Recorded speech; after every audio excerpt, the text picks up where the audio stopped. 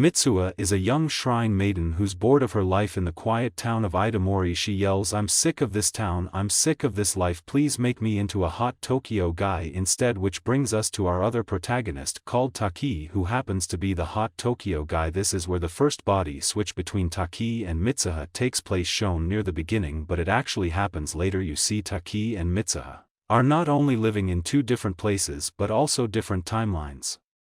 Taki is in the year 2016 while Mitsuha is in 2013, so when they switch bodies, Mitsuha goes 3 years into the future and Taki goes 3 years into the past. During this first switch they have no idea who the other person is and believe it's all just a dream, and since the two teenagers think they're dreaming, they unwittingly embarrass the other in their respective lives. We then go back in time where we discover that it all began 1,200 years ago when a comet suddenly appeared and struck the Earth, creating a lake that the town called Itamori would be built upon. This comet is due to come again, spelling disaster when it strikes. Fast forward to our movie's timeline and Mitsuha's mother dies. This would lead to her father abandoning his family and his duties to the Shinto shrine that they have been entrusted with. Instead he goes into politics and becomes the mayor of Itamori, abandoned by their father and left without a mother. Mitsuha and her sister would then be raised by their grandma and taught the traditions of the shrine, including how to make kuchi kamazaki, which is made by chewing rice and spitting it out to let it ferment. When Mitsuha grows up, she and her sister perform the ceremony to create her kuchi kamazaki, which will play a vital part in connecting Taki and Mitsuha. Later on we learn that the shrine maidens follow certain rituals to worship their gods.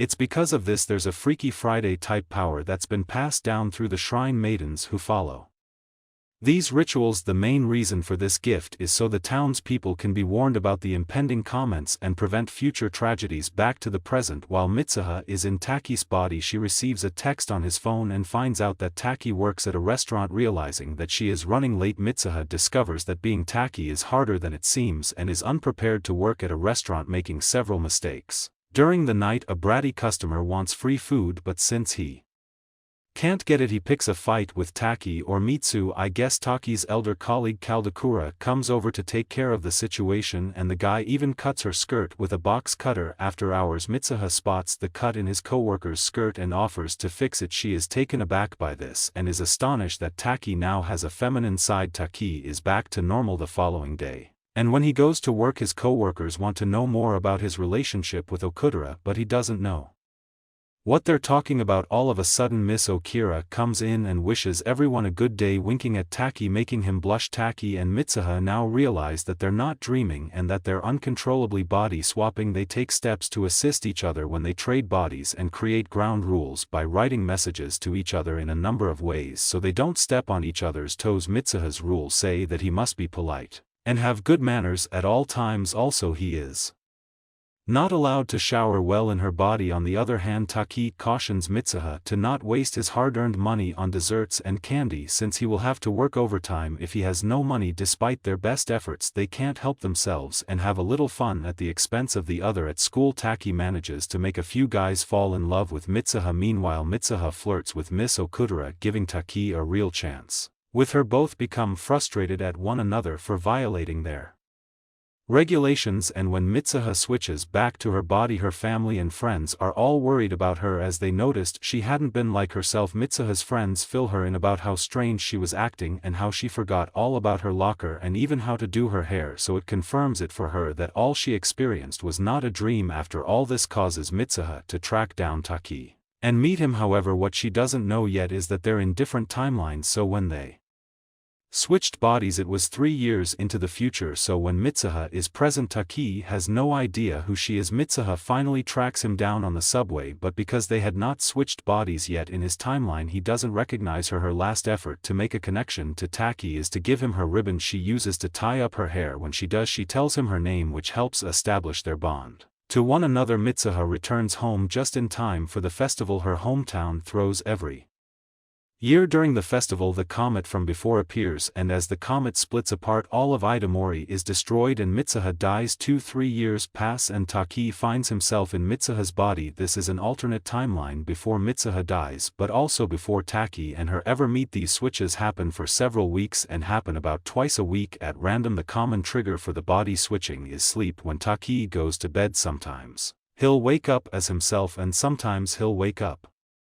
as Mitsuha. During this time Taki and Mitsuha get to know each other more by experiencing each other's lives. They develop their own little system of communicating. Mitsuha leaves notes in Taki's diary for him to read when he returns to his body. After a while Taki wants nothing more than to meet this girl he's been body swapping with. He gathers her surroundings and makes sketches of the town, but it never really occurs to him to ask what the name of her town is. The switch is soon stopped as Mitsuha died in her timeline and Taki wants to find out more about the girl he's been switching with. He takes his friends and they journey into the countryside. Taki soon discovers the fate of Itamori, the town that was destroyed 3 years ago when the comet fell. The journal entries Mitsuho left also delete themselves off Taki's phone, and any trace of this girl's existence is gone except for the red ribbon Taki kept wrapped around his wrists. From there Taki learns about the tragedy of Itamori, how many people died and just how much destruction the comet left after it struck the town. On the last day Taki was in Mitsuha's body, he remembers a shrine he visited, that house, something belonging to Mitsuha's family. He didn't know exactly where it was, but he knew it would have a clue as to what he could do. After some searching he finds the shrine nestled at the center of a crater left behind from when a comet hit Japan thousands of years ago,